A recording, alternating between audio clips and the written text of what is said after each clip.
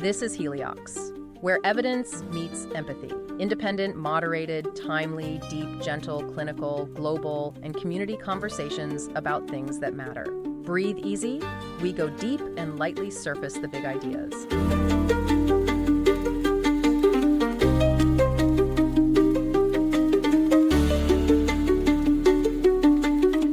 Okay, let's start today with a question that sounds simple on the surface, but if you actually stop and try to answer it, it might just break your brain a little bit. It's one of those ones. It is.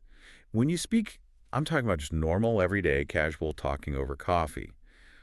What are you actually doing inside your head? And just to clarify, we aren't talking about the mechanics of moving your mouth or, vibrating your vocal cords. We are talking about the invisible engineering, the cognitive machinery. Right, the blueprint phase. Yeah. How are you building the sentences that come out of your mouth?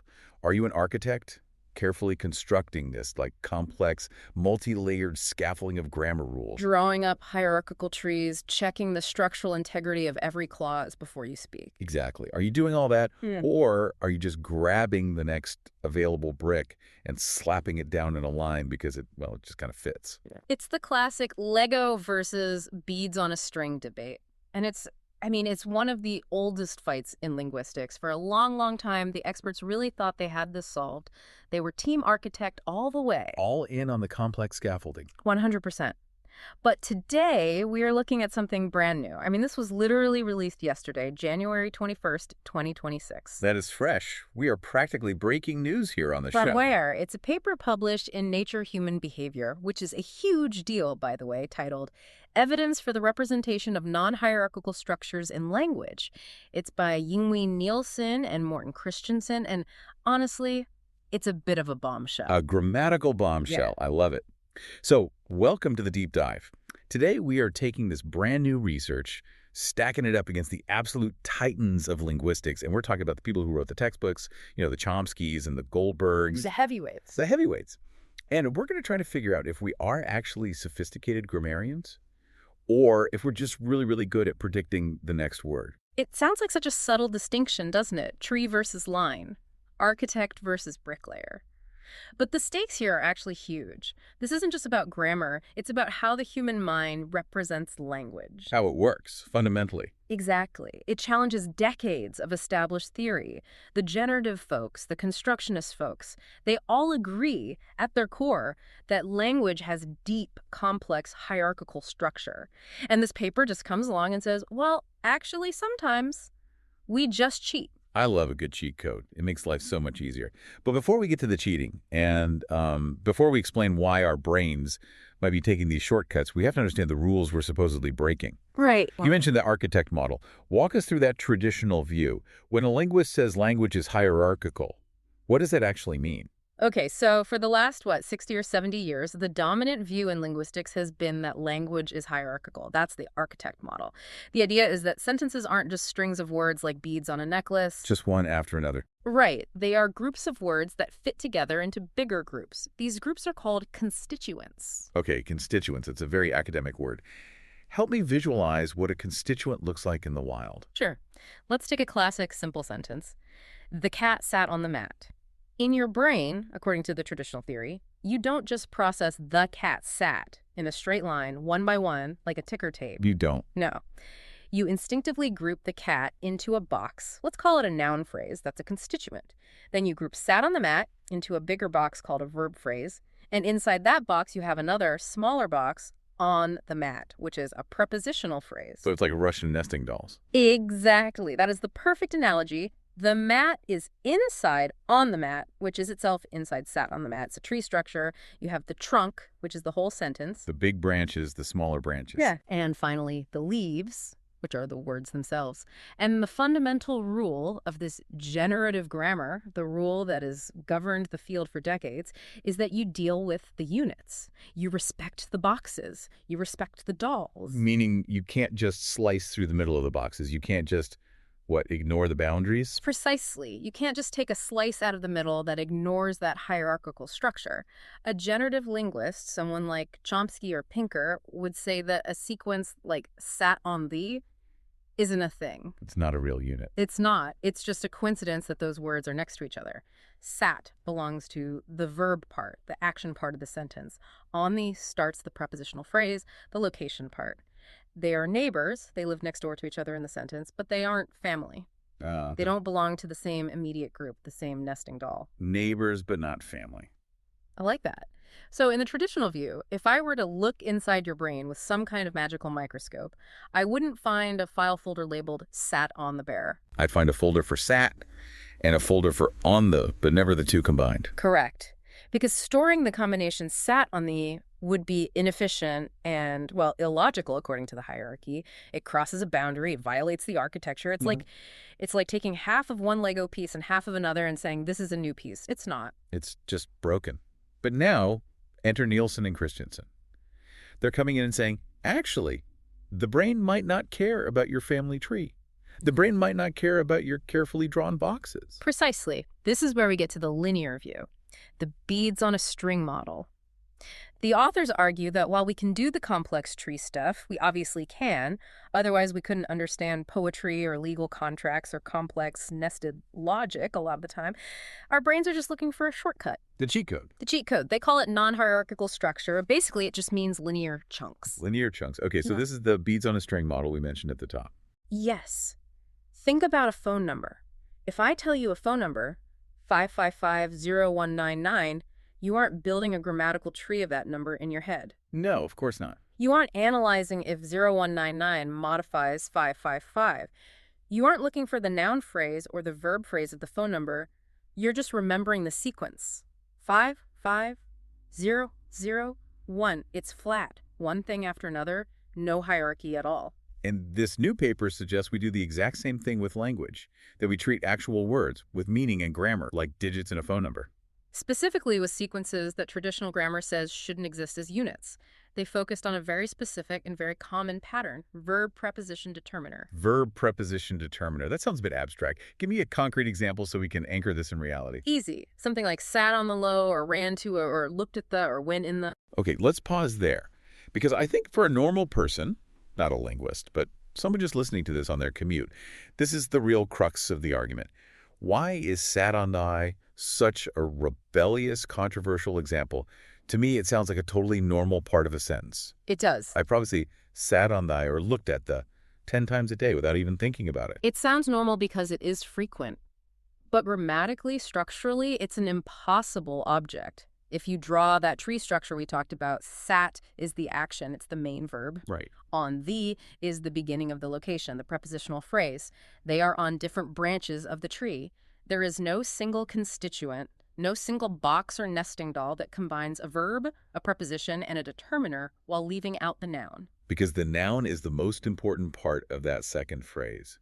You can't just have on the full floating there without the map or the chair or the floor. Exactly. On the is just a setup for the noun. It's incomplete. It's totally incomplete. Sat on the is a fragment that crosses the border. It leaves the all-important noun just hanging there. According to traditional theory, whether you're a Chomskyan generativist or a constructionist like Adele Goldberg, your brain just shouldn't store sat on the as a single unit. It serves no grammatical purpose. It's a bridge that stops halfway across the river. Perfect. It's like buying a sandwich but grabbing the bottom slice of bread, the meat, and the lettuce, but leaving the top slice of bread on the counter. It's not a sandwich. It's a mess. It's a mess. And traditional linguistics says your brain only recognizes sandwiches' complete constituents. This paper says, no, actually, if I see that messy pile of meat and lettuce enough times, I'm going to create a mental file for it. So familiarity beats grammar. That's a great way to put it. The brain sees the pattern sat on the or went to the so often that it just groups them together as a chunk, completely ignoring the fact that it violates the grammatical tree. It's a purely statistical shortcut. So we are cheating the system. We're ignoring the rules of sentence architecture and just memorizing a sequence because it's convenient. Yes. And that is a direct challenge to the idea that language is fundamentally hierarchical. If we have mental representations for these impossible structures, then the hierarchy isn't the only game in town. The brain is maintaining a second set of books, so to speak. A shadow ledger of grammar. I love that. Okay, but how do we know this isn't just a theory. Yeah, I mean, it's easy to say maybe the brain does this, but you can't exactly open up someone's skull and look for a file labeled "sat on the." You cannot. How did Nielsen and Christensen actually prove that we have these illegal chunks in our heads? Because this is a nature journal. They need hard data. You can't just vibe your way into nature. They do need hard data, and this is the cool part, the really clever part. They use a technique called structural priming. Priming. I've heard of this in psychology. Like, if I show you a picture of a bunny, you're faster to recognize the word carrot later because the concept is already warmed up in your brain. It's a very similar concept, but applied to the architecture of grammar. The idea is that if you use a certain sentence structure, your brain keeps that structure active for a little while. It's like a song stuck in your head. Okay. If you hear a waltz, da-da-da, da-da-da, you're likely to tap your foot in that same rhythm. In language, if I make you say a sentence with a specific structure, you are statistically more likely to use that same structure in the next sentence you say. It gets stuck in your head, so you repeat it. Or you process a similar structure faster, and that's the key they used. So if they can get people to process these linear chunks more quickly by exposing them to them first, it proves the chunk exists in the brain as a real thing. Because you can't prime something that isn't there. Exactly. If the chunk didn't exist, if sat on the was just 3 random words to your brain, you couldn't prime it. It would be like trying to prime someone to tap their foot to static noise. There's no pattern to latch onto. Okay, so walk me through the experiment. They had a lot of people for this, right? It wasn't just like 10 undergrads in a basement. No, they did it properly. N equaled 497 for the priming experiments. That's a very solid sample size for this kind of cognitive work. They set up what's called a phrasal decision task. Phrasal decision task. What does that look like for the participant? Paint the picture for me. Okay. You're sitting at a computer. A sequence of 3 or 4 words pops up on the screen for a fraction of a second. Your only job is to decide, as fast as you can, is this a possible part of a sentence? Yes or no? Simple enough. But here's the trick. They would show you a prime, a sequence that fits that illegal pattern, verb preposition determiner, maybe ran to the, you see it, you hit yes. Then, immediately after, they show you a target sequence that follows the same exact pattern, like walked in. And they measure how fast you respond to that second one. Speed and accuracy. If your brain has primed that linear structure from seeing ran to the, you should be faster and more accurate at processing walked in a. But here's the critical catch, and this is where the science gets really rigorous. Oh. They had to make sure the priming wasn't happening because of the constituents, the legal textbook-approved structures. Right, because ran to the N, walked in it, both have verbs, and they both have prepositional phrases starting. Maybe the brain is just priming verb phrase. Maybe it's just priming the box, not the specific illegal string. Exactly. That's the alternative explanation the architects would use. So the researchers controlled for that very carefully. They set up the experiment so that the only connecting factor between the prime and the target was this specific linear non-hierarchical sequence. How do they do that? By mixing and matching everything else. They stripped away the ability for the hierarchy to explain the speed boost. They made sure the constituents didn't match up in a way that would explain the result. The only thing that stayed consistent was that illegal verb prep determiner pattern. And the result? Did it work? It worked. They successfully primed these linear structures. The study says explicitly, we showed that it is possible to prime such linear structures even in the absence of constituents. That's the smoking gun. That is the smoking gun. It poses a massive challenge for accounts of linguistic representation that rely solely on those tree structures. So despite what the textbooks have been saying for half a century, the participants' brains were treating verb preposition determiner as a real, repeatable unit. They were surfing the pattern. They saw randed, and their brain said, oh, I know this shape. And then when walked in appeared, they said, yep, same shape, got it. That's it. They prove that the brain has a file for these illegal chunks. It treats them as valid objects of computation. But wait, I can hear the skeptics now. I can hear the diehard Chomskyans screaming at their speakers. Okay, so you trick some people in a lab with a rapid-fire computer task. You force them to look at weird fragments. This isn't real language? Right. That doesn't mean this is how I actually read a book or talk to my friends. Lab settings are artificial. And that is a totally fair critique. It's the first one you should make, actually. Lab tasks can be weird. You're under pressure, you're pushing buttons, you're looking at words in isolation, which is why the researchers didn't stop there. Good. They went looking for external validity. They wanted to see if this happens in the wild. The wild being Eavesdropping on people at Starbucks. Essentially, yes. Yeah. Well, digitized versions of that. They did two massive corpus analyses. First, they looked at eye tracking data. They used a large data set with about 68 participants just reading sentences naturally while a special camera tracked their eye movements. I love eye tracking studies because we think we read smoothly, like a camera panning across a landscape, but we don't, do we? Our eyes are all over the place. No, we are so jerky. Our eyes jump. Those movements are called saccades, and then they stop or fixate on a word.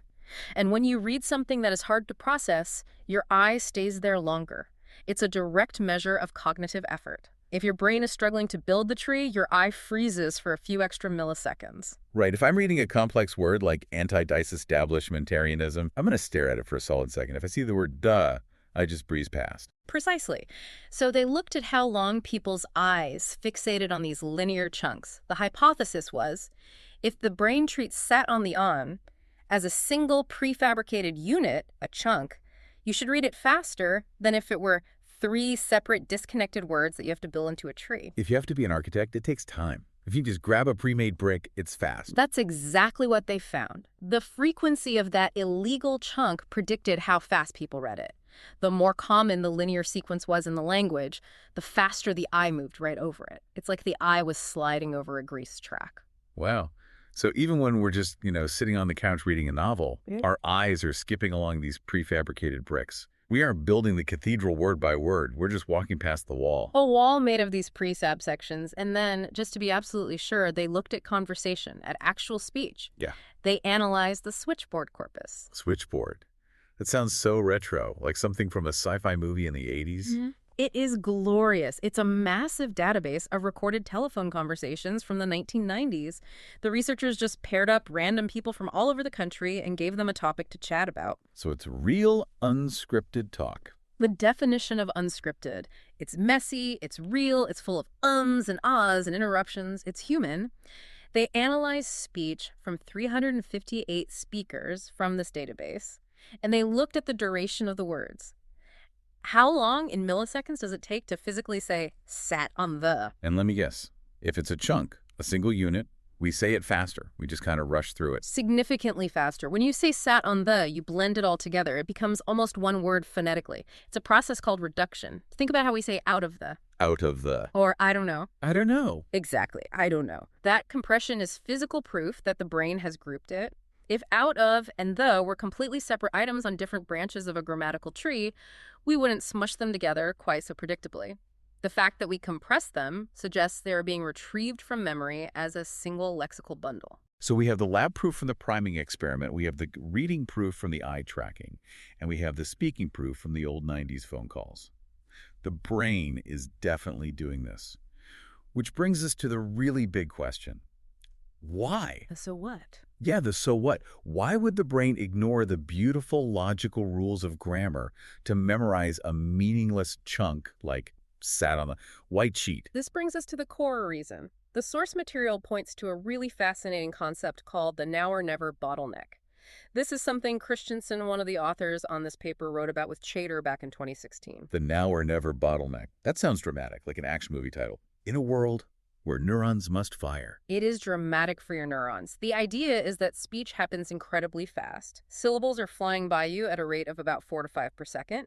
The acoustic information, the actual sound waves hitting your ear, fades from your short-term memory in milliseconds. So if you don't process it now, it's gone forever. You can't rewind a live conversation. Your brain is in a constant race against time to process information as it comes in, or lose it. Okay, so the brain is under a serious time crunch. It's not sitting in a leather armchair contemplating the structure of the sentence with a pipe in its hand. It's on the battlefield. It's in the trenches. And in that high-pressure situation, if the brain had to build a perfect, rule-abiding grammatical tree for every single sentence you hear, drawing all the lines and checking all the boxes, it would get overwhelmed. It would be too slow. It would fall behind? You'd lose the thread of the conversation. You'd still be processing the start of my sentence while I'm already finishing the next paragraph. I see. It's like that chef analogy again. Imagine a chef in a crazy dinner rush. Orders are flying in. You don't have time to put the flour on a scale and measure it to the milligram for every single pancake. No way. You grab a handful. You know what a handful feels like? Handful becomes a unit of measurement. That's it. These linear chunks ran to the handfuls of flour. They allow the brain to process 3 words for the price of 1. It relieves the cognitive load. It clears the bottleneck. Instead of processing verb plus preposition plus determiner, the brain just processes chunk A. So we aren't being lazy, we're being efficient. Well, in evolution, laziness is efficiency. Why build a complex structure if a flat line works just as well for the task at hand? Why walk up the stairs if you can slide down the banister? But this creates a tension. You mentioned the Titans earlier. This finding creates a lot of friction with other major theories, like construction grammar. Now, construction grammar, that's the idea that we learn constituents that have a specific meaning, right? Like idioms. Kick the bucket means to die. You learn that as a whole chunk because it means something special. It's a specific construction. Right. Theorists like Adele Goldberg and Michael Tomasello argue that we learn chunks that are meaningful. Happy birthday to you is a chunk. Once upon a time is a chunk. They have a function. But here's the rub, and this is the really subtle, important part of this new study. Okay. Sat on the goes doesn't mean anything special on its own. It's not an idiom. You can't look up sat in the dictionary. It's just structural glue. It's meaningless. It is meaningless, and yet this study proves we learn it as a chunk anyway. That suggests that the brain is a pure statistical machine in this regard. It doesn't just care about meaning, it cares about raw probability. It learns that on the do usually follows sat, so it just staples them together purely because they show up together so often. All about the stats. It's statistical learning. It's the classic words and rules idea, getting a serious challenge from patterns and probabilities. You know, this reminds me so much of the predictive text on my phone. My phone doesn't know what a sandwich is. It has no concept of hunger or bread or peanut butter. None at all. It just knows that if I type peanut butter and, the next word is probably going to be jelly. It's just playing the odds. That is precisely the comparison the researchers make, and that leads us to the really fascinating and maybe slightly unsettling connection to artificial intelligence. I was hoping we'd get here. Ah. Because when you talk about predicting the next word based on probability, that is literally the definition of a large language model, like ChatGPT or Gemini or the others. It is. And look at the source material reference 52 in the paper discusses how large language models demonstrate the potential of statistical learning. For a long time, linguists and philosophers have criticized AI. They say, oh, it doesn't understand language, doesn't have the deep grammatical tree in its head. It's just a stochastic parrot. A stochastic parrot, just guessing the next word. Right. It's just doing math, it's not doing thinking. I've heard that a million times. I've said that myself. It's just autocomplete on steroids. But this paper completely flips that criticism on its head. It suggests that humans are doing something very, very similar to the AI. Whoa, wait a minute. That's a bit of an ego check. Think about it. If we are processing a huge amount of everyday language by using these flat, linear chunks based purely on probability and exposure, just predicting the next likely sequence, then maybe the AI isn't doing it wrong. Maybe the AI stumbled onto the actual way humans communicate, or at least a big part of it. That is a twist. Mm-hmm. We thought AI was dumb because it ignored the rules and just looked at the stats. And it turns out our own brains are ignoring the rules and looking at the stats. We are biological LLMs. To an extent, yes. Now, to be clear, humans can do the hierarchical stuff. We can handle complexity that an AI might still struggle with. If I say, the dog that chased the cat that ate the rat that stole the cheese is brown, you can figure out which animal is brown. The dog. The dog. That requires holding the dog in your memory while you process all the nested stuff about the rat and the cheese, and then connecting dog all the way back to brown at the end. That requires a tree structure. You have to build a scaffold for that. Right, the dog is brown. Everything else is a nested loop inside of that main structure. Exactly. So we have that capacity. We are amazing architects when we need to be. But this paper argues that for a lot of our day-to-day processing, for the simple, fast stuff, we're relying on these flat statistical sequences. We are surfing the surface structure, not diving deep into the tree every single time. We save the deep diving for the complex stuff and use the autocomplete for the routine stuff. And it changes how you see yourself, doesn't it? I like to think I'm this rational, logical creature carefully structuring my thoughts. But maybe a lot of the time, I'm just executing a script. Run program, greeting, run program, coffee order, run program, small talk about weather. It's all prepackaged chunks. It definitely highlights the efficient brain over the logical brain. There is a reference in the paper, Tremblay et al., about the processing advantages of lexical bundles. Lexical bundle is just a fancy word for these chunks. The advantage is speed. If you treat, I don't know, as one word, I don't know, you save precious cognitive energy for the important stuff, like figuring out why you don't know or what you should do about it. So let's look at the bigger picture here. You mentioned this challenges the generative and constructionist views. Are these theories dead now? Is Chomsky canceled? Do we, burn the textbooks? No, I wouldn't go that far. Science rarely works like that, with a clean knockout punch. It's not that the old theories are 100% wrong, it's that they are incomplete. Ah, okay. The generative view that we have an innate capacity for hierarchical grammar is still incredibly useful for explaining how we can generate an infinite number of novel sentences. But it can't explain the specific phenomenon. It has a blind spot for why we would chunk sat on the... So the new theory has to be a hybrid of some sort. Ideally, yes. The field will probably move towards a model that accounts for both. The dual path idea is very popular in psychology. Maybe we have a slow system that builds the beautiful trees for complex novel sentences, and a fast system that just uses these prefabricated linear bricks for common stuff. Like thinking fast and slow. Exactly like that. The problem is, historically, the major linguistic theories have fought against the idea of the fast system being structurally important. They've treated it as noise or a performance error. This paper forces them to take it seriously as part of the core machinery. It forces them to acknowledge the bricks. You can't just talk about the cathedral's design. You have to acknowledge that a lot of the walls are built from these prefabricated blocks. Exactly. And it validates the usage-based approach to some degree, the idea that we learn language by using it, not just by accessing a pre-installed rulebook. But it pushes that idea even further by saying we learn structural habits that are totally meaningless, not just meaningful ones. We learn the rhythm and statistics of language, not just the logic. It's really fascinating to think about how this applies to learning a new language. I remember when I tried to learn Spanish, I was so obsessed with the rules. Conjugate the verb, find the direct object. I was trying to be an architect. Right. Building every sentence from scratch. But the people who learned it fastest were the ones who just memorized whole phrases. Como se dice.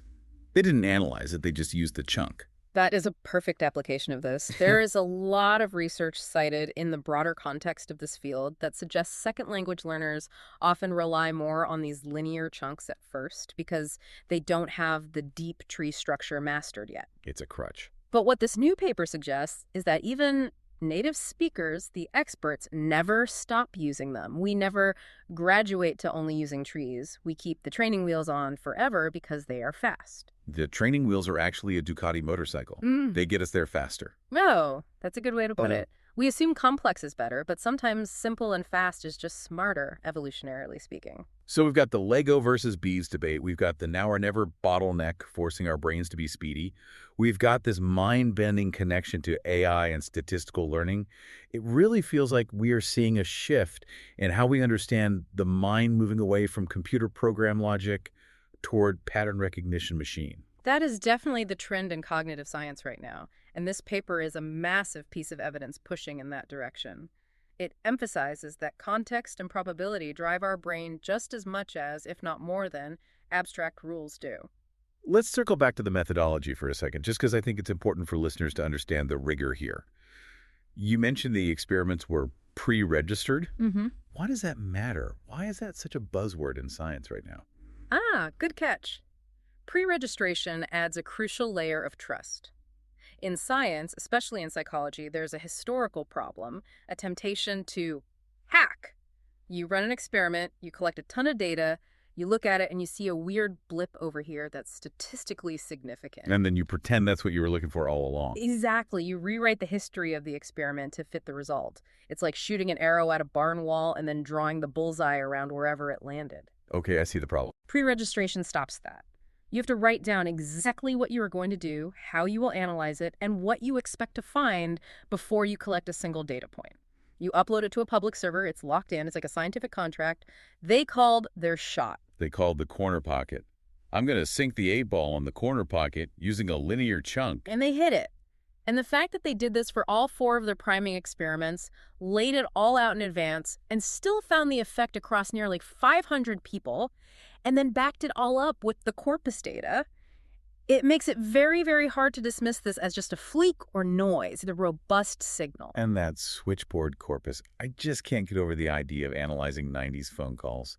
I picture people with those giant cordless phones with the pull-out antennas walking around their kitchens talking about Seinfeld. It's a goldmine for linguists precisely because it captures disfluencies.